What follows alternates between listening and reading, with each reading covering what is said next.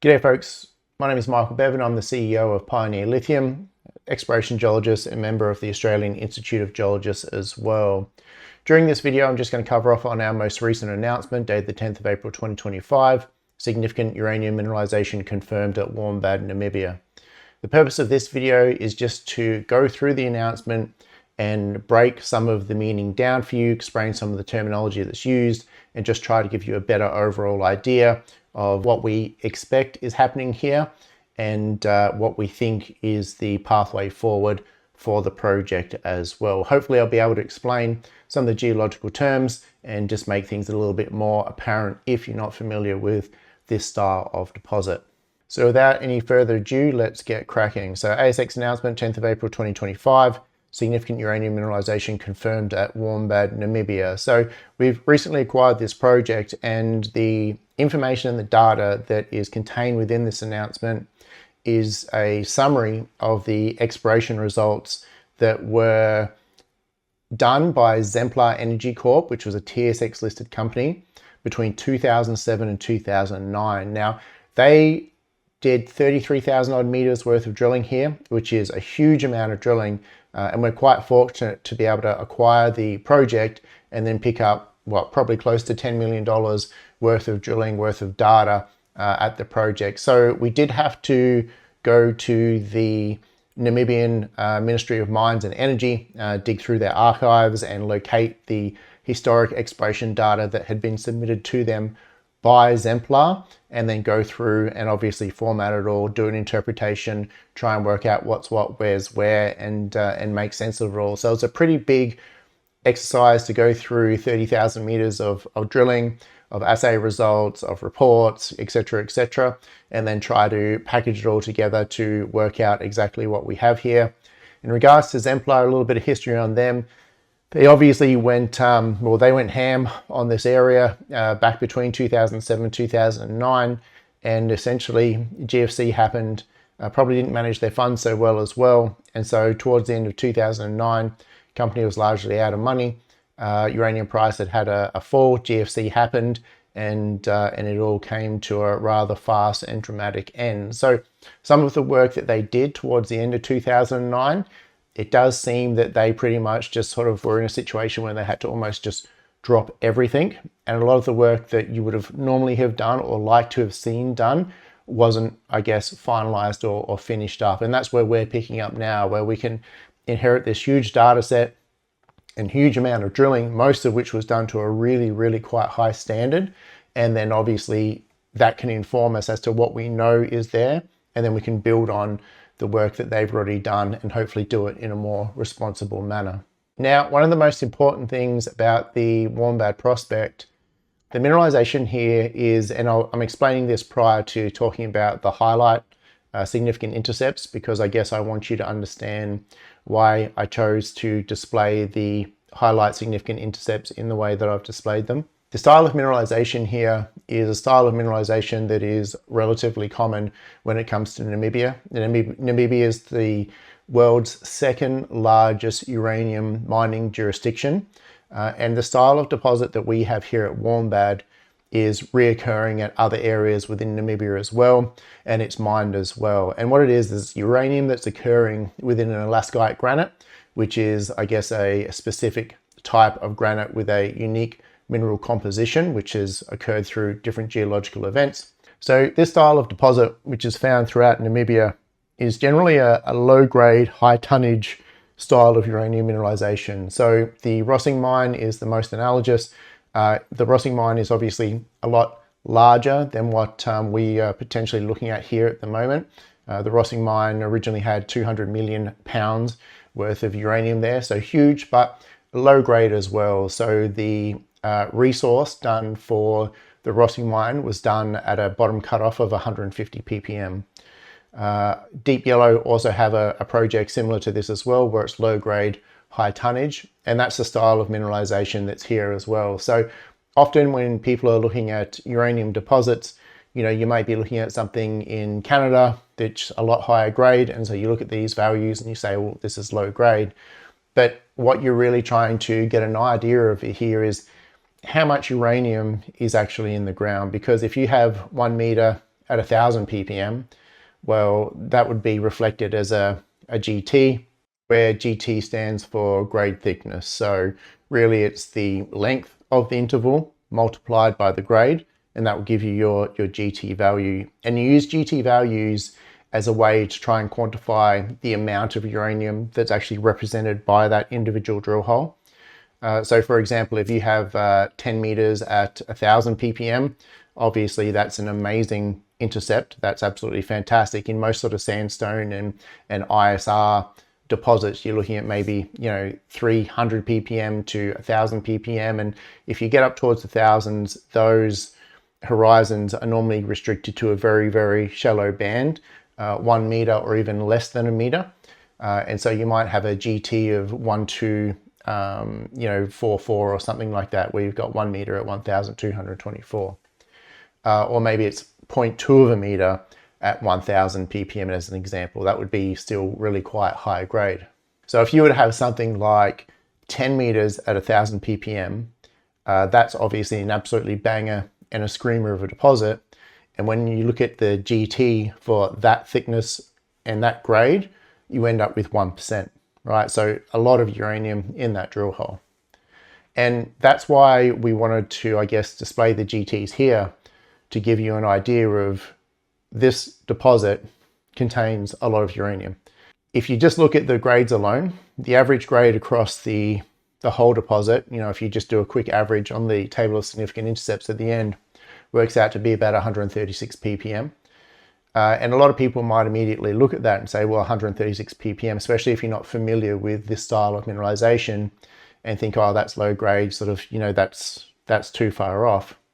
But the thing is when you add up the total intercepts within the drill hole and do the grade tonnage as well, we're getting values at 1%, 0.5%, and so forth, which is a lot of uranium in the actual drill holes itself. Now, not all GTs are equal, obviously. If you're at 1% over a lot thicker interval, then you need to process a lot more rock to get that same amount of uranium. But Namibia is a very cheap environment to mine and operate in, and so that's one of the benefits of the jurisdiction. It's extremely friendly towards uranium mining as well. So when we were going through the project, we're looking at just the sheer amount of uranium that is here in what's been found so far, and surprise, surprise, there's still yet more to be discovered, we think.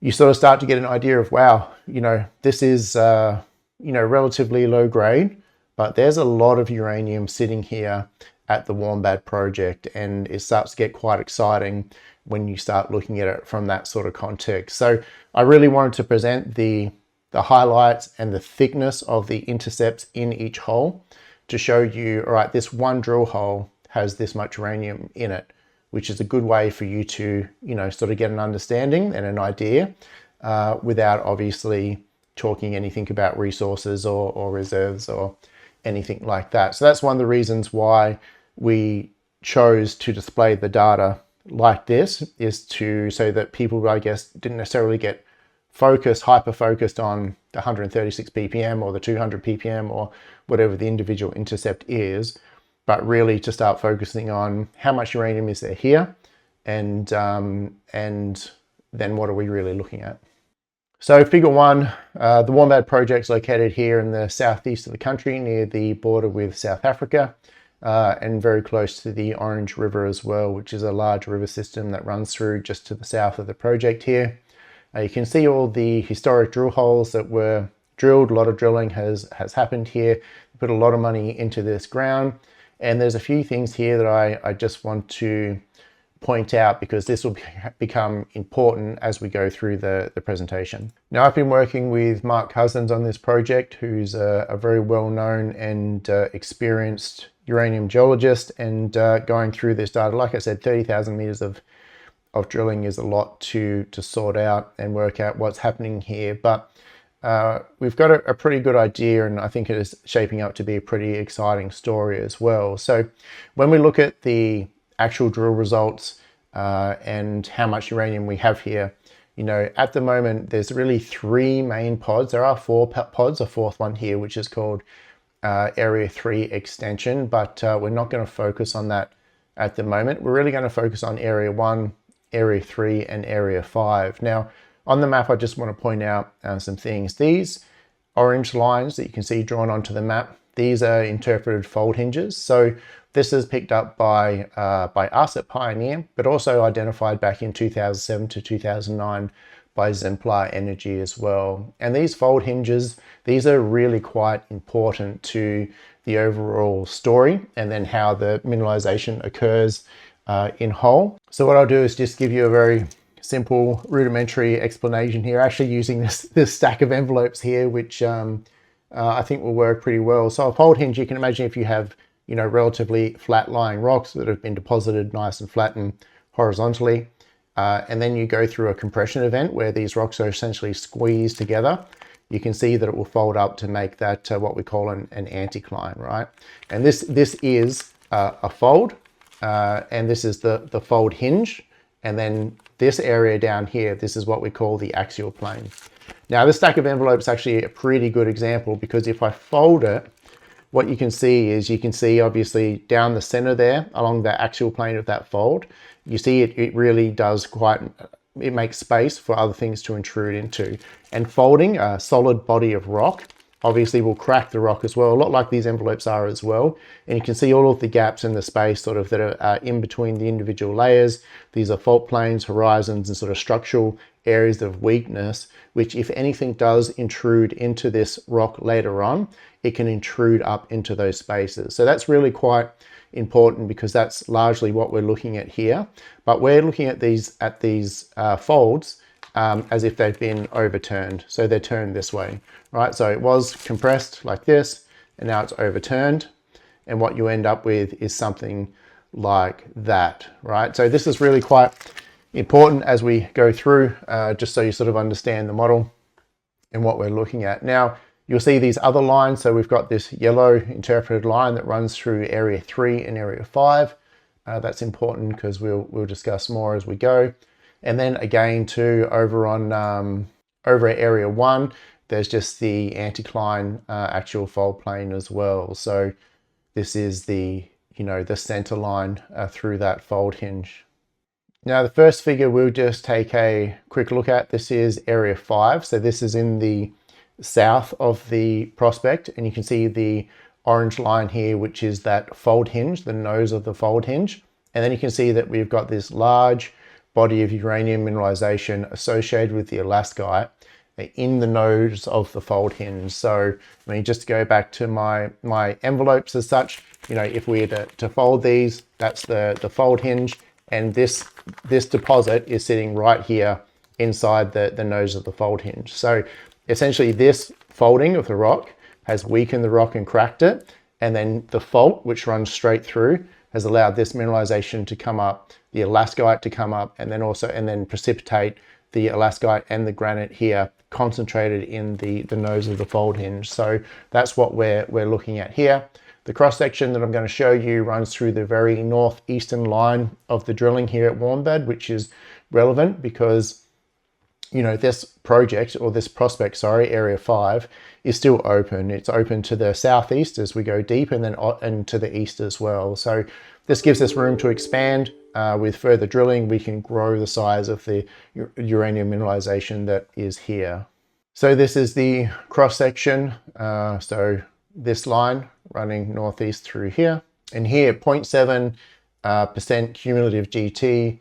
We're looking at 7,000 ppm total here in this drill hole. Same 0.6 up here, we're looking at 6,000 ppm total uranium in the drill hole, and that's as it's reflected here in the cross section. So this is the southeast. You can see that this is still open at depth. Even just at, I guess, these drill holes that were historically done, they were done down to 200 meters, still getting uranium mineralization. We expect that if we keep drilling through this alaskite granite at depth as well, this uranium mineralization is just going to continue to repeat. Yeah, so to the southeast here, we really have no idea how far to the southeast this alaskite body continues to dip down into the ground, into the earth, and how much of that's going to be mineralized as well. But we expect that the mineralization is going to continue at depth below the existing drill hole, and then where we haven't tested it, off to the southeast as well. With this style of deposit though, you're really looking at open pit only.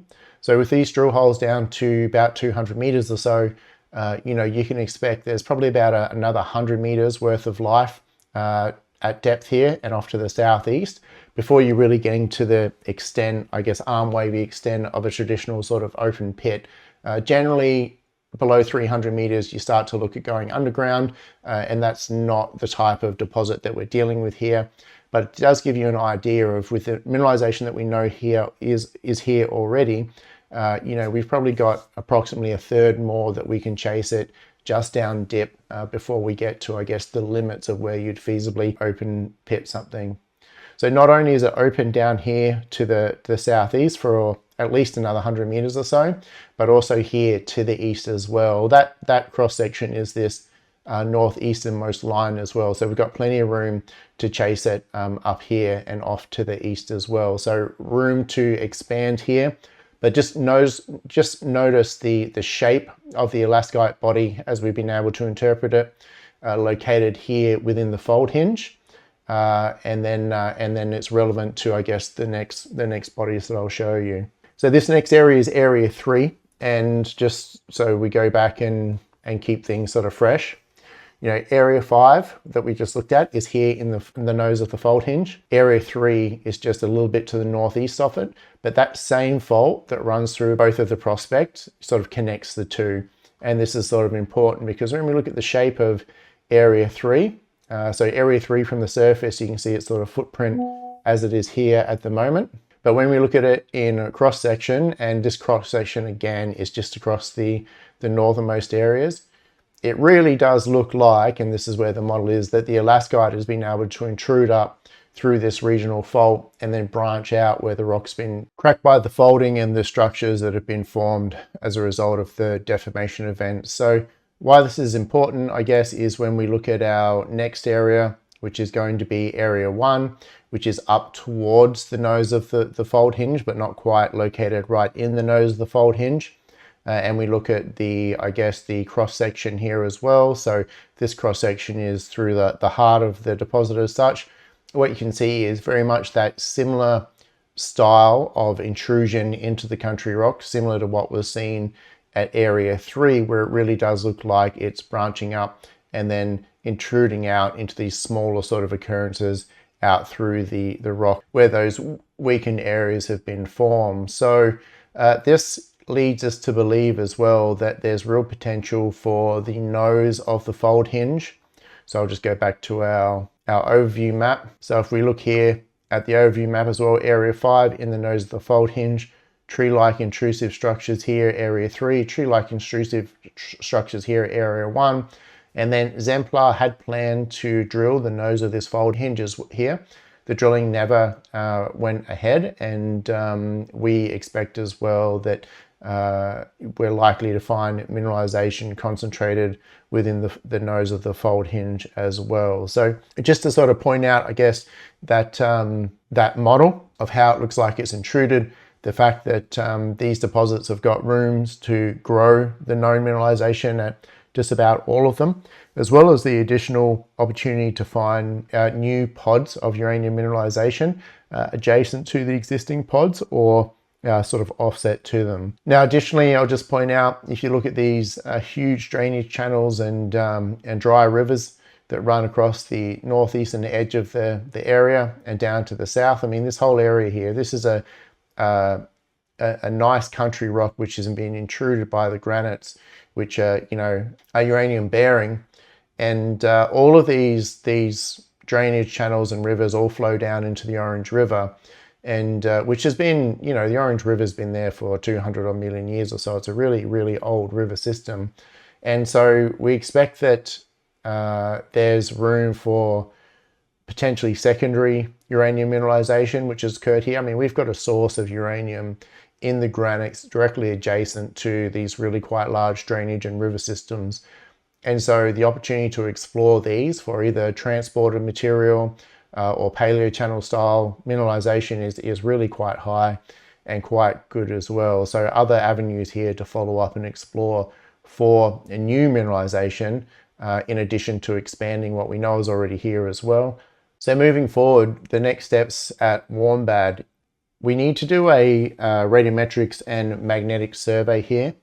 The magnetics is really going to help us to map out these structures. There is magnetite within the alaskite granite here as well. We know that for a fact. And during the historic drilling, there was a noted potential association between magnetite occurrence and uranium occurrence as well.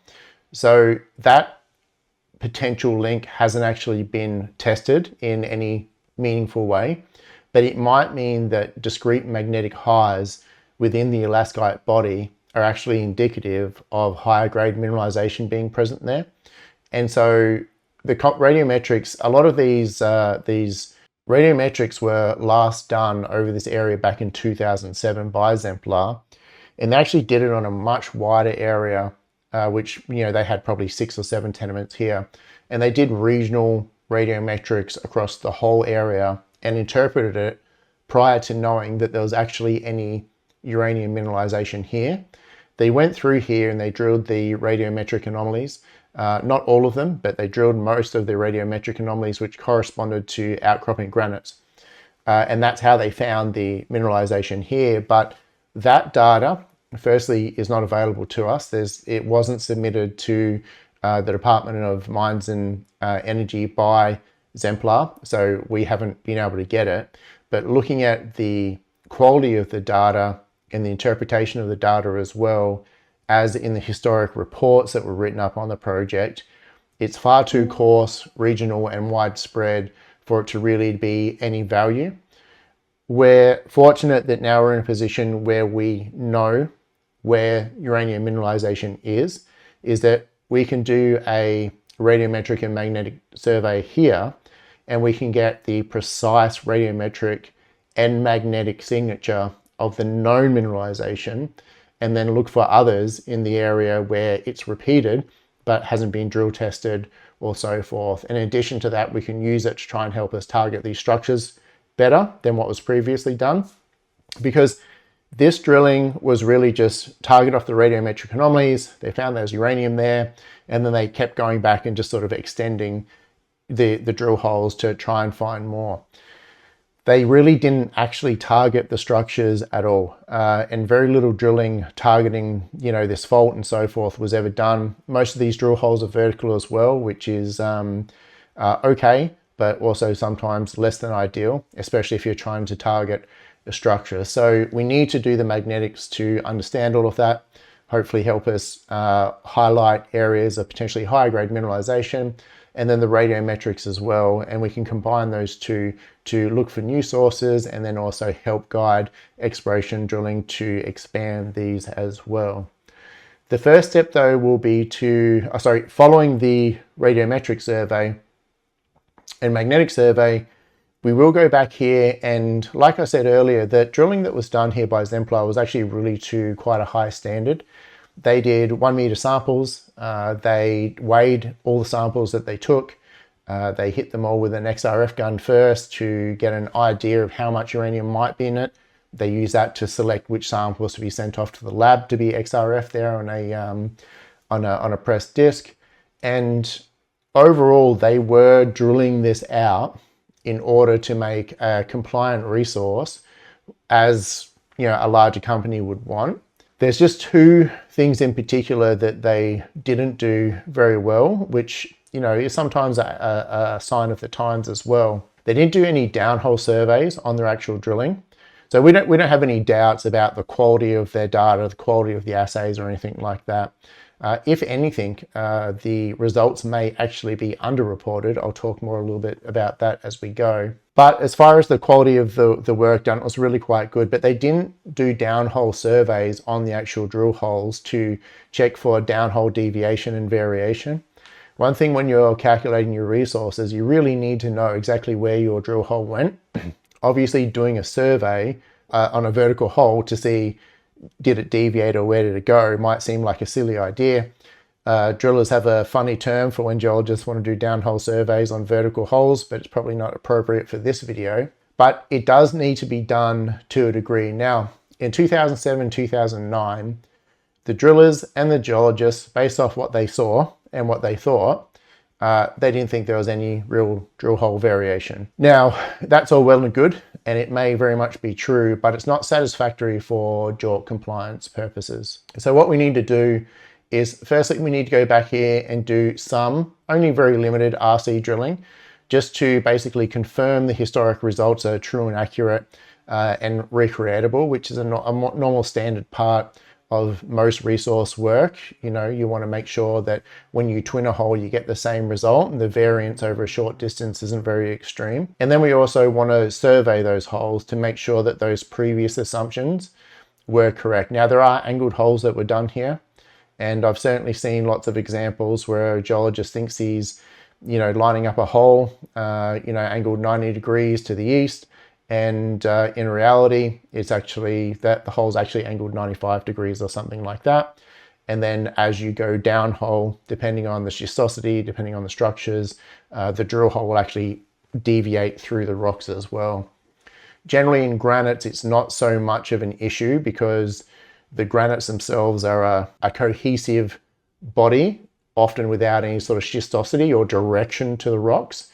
But when you're drilling through rocks with any sort of directional fiber, the drill hole will often deviate along sort of the same orientation as the rock orientation as well. But these are the things that just need to be tested, right? So we actually need to go back here. We need to re-drill some holes, confirm the results, make sure that the assumptions that were made by them previously are proven to an amount that will satisfy the resource geologist in order to do the calculations. And then we need to do some diamond drilling as well. So diamond drilling was actually done here towards the end of 2009, but essentially they did nothing with the core. So they didn't orientate the core. When you diamond drill some rock or a drill hole, one of the main things that you are able to get, obviously you get to see the whole rock as it looks intact, which is really quite important. You get a much better understanding of how the mineralization occurs within the rock. Is it within veins, is it disseminated through the rock, etc., etc. But if the core is orientated, meaning you know because the diamond rig, when it drills, it spins, right? And that core will spin in the barrel as it sort of drills through. So you want to know exactly where that drill bit was when it started spinning, right before the core started rotating, so that when you pull it out, you know, all right, this is the exact orientation of my rocks as they were in the ground when we started getting that core. So you can then measure the alpha and beta angles, so the actual dip and dip direction of the different structures and the different lithologies you see within that core. And it's that information you really need to put together your geological model in order to be accurate, to be able to accurately say, this is the geological model that controls the mineralization. And once we understand that, then you can have the confidence to say, right, we can see how it works. We've modeled it out. We've got the science to back it up. And now we can confidently infer the mineralization between these holes over such a distance. So they did the diamond drilling, but they didn't assay it. It wasn't orientated as well. So you don't know, looking at the rock, you don't know which way's up, which way's down, or anything like that. And they didn't do the follow-up work, the SG data, the metallurgical test work on drill core that you'd want to do and that we'd want to do. So that's what we need to do. We need to go back here. We need to do some RC drilling just to confirm those historic results. Then we need to do some diamond drilling to get that scientific data that we need in order to develop our model definitively, and then do a resource calculation as well. And it's really, for the company, it's put us in a really quite good position because we've got 30,000 meters of drilling here. We've got $10 million worth of drilling or more, basically for free, right? Which is, you know, absolutely fantastic. So we know the uranium mineralization is here. We have quite high confidence in the exploration work that was done as well. And we have a fairly good idea of how much uranium mineralization we expect is here as well. Now, I'm not able to talk about that because obviously, you know, nothing would be JORC compliant, and it's not favored upon to be talking about numbers of expected amount of uranium here. that's not JORC compliant, but we've really put all of the drill data here in the back for you to be able to go through and work that out, or at least get some rough estimations yourself. You know, you can go through all of these drill holes, you can work out the average intercept here, you can work out the average grade, you know, you can average that out across the prospects. The size of the prospects are in the announcement as well. And then you can start to get an idea of how much, maybe how much uranium is sitting on the ground. Not in the ground, not as an actual resource or anything like that, but I guess just your own personal estimation. Yeah, that's the purpose of that. So that's what we're planning on doing at Warmbad as we move forward. We're just in discussions at the moment with all the people in country to allow us to facilitate the exploration, get all of the land access and so forth in place, and then get that magnetic and radiometric survey underway, generate some new targets, hopefully add to our understanding of what's here already, and then we can go back and go ahead and prove this up for you and hopefully deliver really quite a good result by being able to convert what we know is already in the ground into an actual uranium JORC compliant resource. So that's the plan moving forward. I hope you found some value in the presentation, and I guess me going through it in that way. I don't really want to go through the individual intercepts and drill holes and wow, it's amazing or whatever, but I just really want to sort of explain that exploration model. I guess the purposes of highlighting the GT percentage, just to highlight how much uranium is actually there, regardless of the grade, talk about the work that was previously done and what needs to be done, and then our plan moving forward and how we're going to tackle it as well. So if you have any questions, my details are at the end of that announcement. You're welcome to 100% give me a call. If you're an existing shareholder or a new shareholder or someone looking at getting in, you've got questions, just give me a call and I can discuss them with you. No problems at all. Alternatively, leave a comment if you like, and we can go from there. So thanks very much for watching. I appreciate your time.